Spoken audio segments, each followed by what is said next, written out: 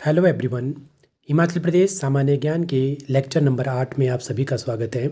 इस वीडियो में हम हिमाचल प्रदेश की प्राकृतिक वनस्पति, वन, जीव जंतु, wild life sanctuaries, national park और जैव विविधता के बारे में डिटेल से पढ़ने वाले हैं। यदि आप हिमाचल प्रदेश से संबंधित किसी भी कम्पिटिटिव एग्जाम की तैयारी कर रहे हैं तो यह वीडियो आपके लिए महत्वपूर्ण रहने वाली है। तो चलिए वीडियो की शुरुआत करते हैं।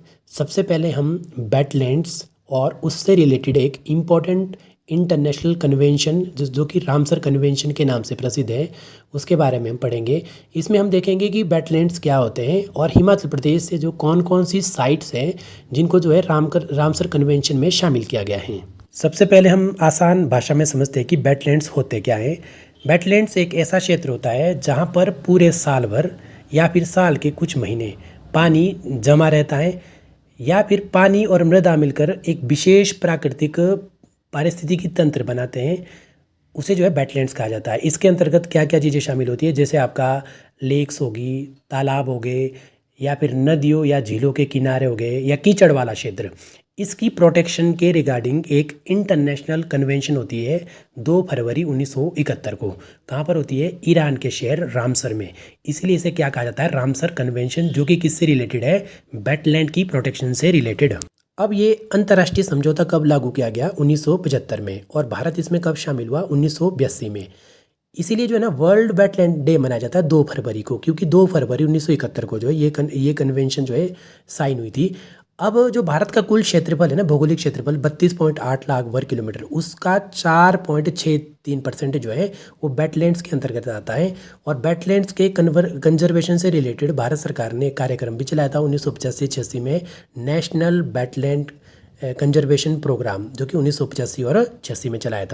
अब हिमाचल के संदर्भ में देखते हैं तो हिमाचल में जो है ना 3 प्रमुख वेटलैंड साइट्स है। कौन कौन सी है? एक तो आपका रेणुका लेक है जो कि डिस्ट्रिक्ट सिरमौर में, एक आपकी चंद्रताल लेक है और दूसरा आपका पोंग डैम है। पोंग डैम कांगड़ा में है, चंद्रताल जो है आपके लाहौल स्पीति में है। अब सबसे पहले क्वेश्चन तो यहीं से बनते हैं कि हिमाचल प्रदेश में कुल कितनी वेटलैंड साइट्स है? 3। कौन कौन सी? रेणुका, चंद्रताल और पोंग डैम। इसके अतिरिक्त जो रेणुका वेटलैंड साइट है ना, वो ना केवल हिमाचल प्रदेश बल्कि भारत की भी सबसे छोटी वेटलैंड साइट्स है। अब भारत में कुल कितनी वेटलैंड साइट्स है? 92। और हिमाचल प्रदेश से कितनी है? 3।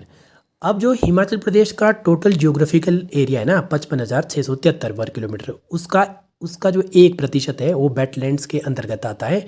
और पूरे भारत का कितने प्रतिशत आता है? पहले भी हमने पढ़ा, 4.63% जो है वेटलैंड्स के अंतर्गत आता है। तो कुछ ये इंपॉर्टेंट फैक्ट्स है जो हमें पता होनी चाहिए। अब बात करते हैं हिमाचल प्रदेश के प्राकृतिक वनस्पति की, जिसमें ऊंचाई के अनुसार विविधता देखने को मिलती है। हमें पता है कि भौतिक दृष्टिकोण से हिमाचल जो है ना हिमालय के अंतर्गत आता है।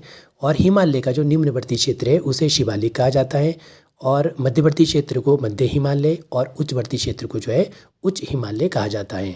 तो यदि प्राकृतिक वनस्पति के दृष्टिकोण से बात करें तो शिवालिक में जो है ना आपकी उष्णकटिबंधीय टाइप ऑफ वेजिटेशन, और मध्यवर्ती हिमाचल में आपकी जो है शीतोष्ण कटिबंधीय टाइप ऑफ वेजिटेशन, और उच्चवर्ती हिमालय यानी पर्वतीय क्षेत्रों में आपकी जो है टुंड्रा और अल्पाइन टाइप ऑफ वेजिटेशन पाई जाती है। इसके अतिरिक्त वनों का आवरण जो है हिमाचल प्रदेश में वो 3500 मीटर की हाइट तक है, और 3500 मीटर की हाइट से ऊपर जो है हिमाचल प्रदेश में जो है अल्पाइन टाइप ऑफ ग्रासलैंड्स पाए जाते हैं। और यदि बात स्नो की जाए तो 4500 मीटर की हाइट पर जो हिमाचल प्रदेश में स्नो लाइन्स हैं। तो ये एक इंपॉर्टेंट फैक्ट्स है, आपको इसको जो है ध्यान रखना है। अब वनों से रिलेटेड इंपॉर्टेंट आंकड़े हैं यहाँ पर, जो कि फैक्ट्स के रूप में एग्जाम में पूछे जाते हैं। जैसे हिमाचल प्रदेश में कुल कितने प्रतिशत एरिया ऐसा है जो फॉरेस्ट कवर के अंतर्गत आता है? तो आपका आंसर हो गया 66.5%, यानी आपने 66 याद रखना है। और क्षेत्रफल के अनुसार जो कितना है? लगभग 37,000 वर्ग किलोमीटर का एरिया जो फॉरेस्ट कवर के अंतर्गत आता है। लेकिन जो रियल फॉरेस्ट एरिया है हिमाचल प्रदेश में वो कितना है? 26%, यानी लगभग 14,696 वर्ग किलोमीटर। तो आपको क्लियरिटी होनी चाहिए इन फैक्ट्स के रिगार्डिंग। अब वनों की डेंसिटी के हिसाब से देखते हैं तो सबसे ज़्यादा वन कौन सा पाया जाता है हिमाचल प्रदेश में? चीड़, दूसरे नंबर पे आपका फर या स्प्रूस, और तीसरे नंबर पे आपका देवदार। तो ये आपको थोड़ा सीक्वेंस भी याद रखना है, और ये भी याद रखना है कि सबसे ज़्यादा वन कौन सा पाया जाता है आपका। तो राइट आंसर हो गया आपका चीड़। अब फॉरेस्ट से रिलेटेड कुछ एक डिस्ट्रिक्ट वाइज आंकड़े देख लेते हैं जो कि फैक्ट्स के रूप में आते हैं। सबसे ज़्यादा फॉरेस्ट कवर एरिया कौन से डिस्ट्रिक्ट में? लाहौल स्पीति में। और सबसे कम फॉरेस्ट कवर एरिया किस में है? आपका हमीरपुर में। लेकिन क्वेश्चन अगर आएगा कि सबसे ज़्यादा वन किस डिस्ट्रिक्ट में? आपके सिरमौर में। और सबसे कम वन कहाँ पर है आपके? उसका आंसर आएगा आपका लाहौल स्पीति में। तो फॉरेस्ट कवर एरिया होना अलग बात है और एक्चुअल में जो फॉरेस्ट है वो अलग चीज़ है। तो दोनों के आंसर जो है अलग अलग आएंगे, ये बिल्कुल क्लियरिटी आपके माइंड में होनी चाहिए। अब वनों से रिलेटेड इंपॉर्टेंट एक्ट देख लेते हैं, कानून देख लेते हैं। तो हिमाचल प्रदेश वन निगम की स्थापना कब हुई है? 1974 में। और Himachal Pradesh land conservation act कब लागू किया गया? 1978 में। और हिमाचल प्रदेश वन अधिनियम कब लागू किया गया? 1982 में। और हिमाचल प्रदेश वन संरक्षण रखरखाव अधिनियम कब लागू किया गया? 1984 में। दोस्तों आगे हम इस वीडियो में हिमाचल प्रदेश से संबंधित wild life sanctuaries, national park और हिमाचल प्रदेश की जैव विविधता के बारे में डिटेल से जानने वाले हैं। इससे पहले मेरा आपसे एक निवेदन है कि आप इस वीडियो को लाइक करें और टारगेट एचपी एग्ज़ाम चैनल को सब्सक्राइब करें। तो चलिए देखते हैं। हिमाचल प्रदेश का राज्य वृक्ष कौन सा है? आपका देवदार। राज्य पक्षी जाजुराना। और राज्य पशु कौन सा है आपका? बर्फानी तेंदुआ। और यदि बिरोजा फैक्ट्री की बात की जाए, बिरोजा उद्योग की बात की जाए, तो बिरोजा कहाँ से प्राप्त होता है? आपका चीड़ से होता है।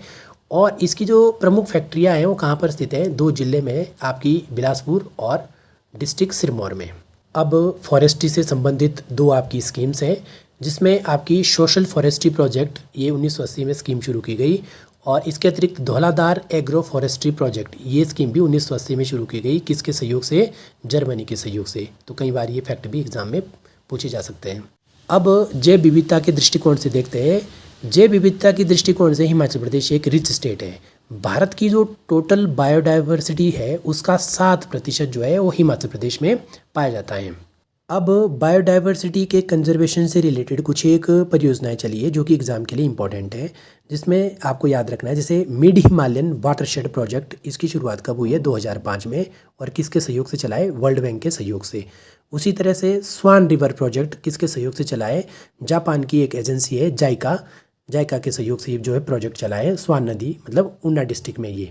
उसी प्रकार जर्मनी सरकार का एक बैंक है KfW, इसके सहयोग से कांगड़ा और चंबा क्षेत्र में एक प्रोजेक्ट चला है, Himachal Pradesh forest ecosystem climate proofing project.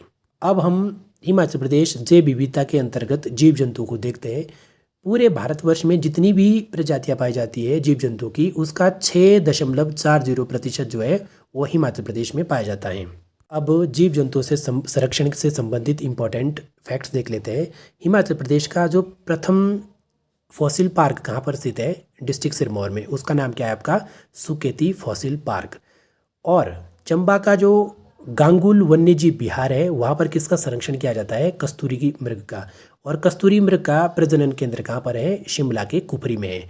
उसी प्रकार जियोलॉजिकल और प्राकृतिक पार्क की बात की जाए तो हिमालयन जियोलॉजिकल पार्क कहाँ पर स्थित है? शिमला के गणाहट्टी में, टूटीकंडी में और कुफरी में। और चिड़ियाघर कहाँ पर स्थित है आपका? शिमला के टूटीकंडी में। उसी प्रकार 3 प्राकृतिक पार्क कहाँ पर स्थित है हिमाचल प्रदेश में? कुफरी में, मनाली में और कांगड़ा के गोपालपुर में। यदि जैव विविधता की बात की जाए ना, तो जैव विविधता जो प्राकृतिक वनस्पति है और जो जीव जंतु है उनमें जो डाइवर्सिटी पाई जाती है ना, उसे जैव विविधता कहा जाता है। और इसके प्रोटेक्शन से रिलेटेड हमारे देश में एक इम्पॉर्टेंट कानून है, जैव विविधता अधिनियम 2002। ये एग्जाम के दृष्टिकोण से वेरी वेरी इंपॉर्टेंट एक्ट है। अब हम हिमाचल प्रदेश के संदर्भ में बायोस्फीयर रिजर्व, नेशनल पार्क और वाइल्ड लाइफ सेंचुरीज को देखने वाले हैं। आपको पता होना चाहिए कि पूरे भारत में जो है ना टोटल 18 बायोस्फीयर रिजर्व है। और सबसे पहले बायोस्फीयर रिजर्व कौन सा था? आपका नीलगिरी बायोस्फीयर रिजर्व। और जो हिमाचल प्रदेश है ना वो उन 18 बायोस्फीयर रिजर्व में से एक कोल्ड बायोस्फीयर रिजर्व का पार्ट है, जिसके अंतर्गत कौन कौन सा क्षेत्र शामिल है? आपका पिनघाटी नेशनल पार्क और चंद्रताल वेटलैंड, सरसू और किब्बर जो वाइल्ड लाइफ सेंचुरी है, ये इसके अंतर्गत शामिल है। अब नेशनल पार्क देखें तो टोटल हिमाचल प्रदेश में कुल कितने नेशनल पार्क है? 5। और कुल जो वाइल्ड लाइफ सेंचुरीज कितनी है? 31। और टोटल जो नेचुरल पार्क कितने हैं आपके? 3।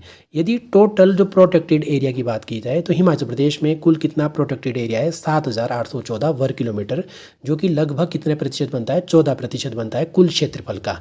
और सबसे बड़ा जो वाइल्ड लाइफ सेंचुरी है हिमाचल प्रदेश में कौन सी है? किब्बर, जो कि कहाँ पर है? लाहौल स्पीति में। और सबसे छोटी वाइल्ड लाइफ सेंचुरी का नाम है आपका शीली, जो कि सोलन में है, मात्र 2 वर्ग किलोमीटर। ये भी इंपॉर्टेंट फैक्ट है। अब जो हिमाचल प्रदेश में टोटल 5 नेशनल पार्क हैं, सबसे पहले तो कौन कौन से हैं? Great Himalayan national park, Inder Kila national park, Khir Ganga national park, Simbalbara national park और पिनघाटी नेशनल पार्क। अब हम एक एक करके इनको देखते हैं, क्योंकि एग्जाम में बहुत सारे क्वेश्चन इससे रिलेटेड रहते हैं।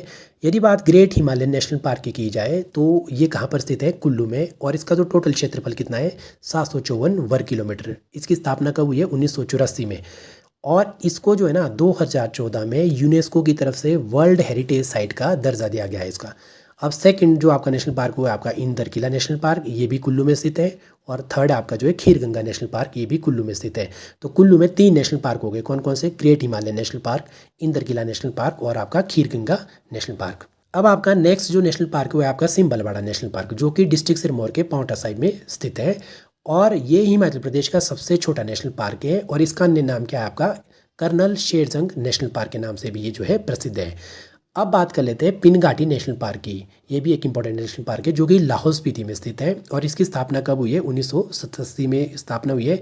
और जो भारत के जो 18 बायोस्फीयर रिजर्व है ना, उसमें से जो एक बायोस्फीयर रिजर्व है आपका कोल्ड डेजर्ट बायोस्फीयर रिजर्व, उसका ये पार्ट है। इसी लेक्चर में हमने इसको भी अभी डिटेल में पढ़ा था कि जो कोल्ड बायोस्फीयर रिजर्व है उसके अंतर्गत कौन कौन से क्षेत्र शामिल है। तो उसमें एक जो आपका पिनघाटी नेशनल पार्क भी शामिल है।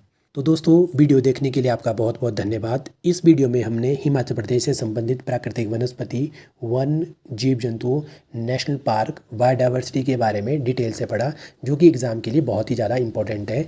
यदि आप इस सीरीज़ को कंटिन्यू करना चाह रहे हैं तो आप इसे कमेंट बॉक्स में ज़रूर मेंशन करें और इस वीडियो को लाइक करें और साथ ही साथ टारगेट HP एग्ज़ाम चैनल को सब्सक्राइब करें। धन्यवाद।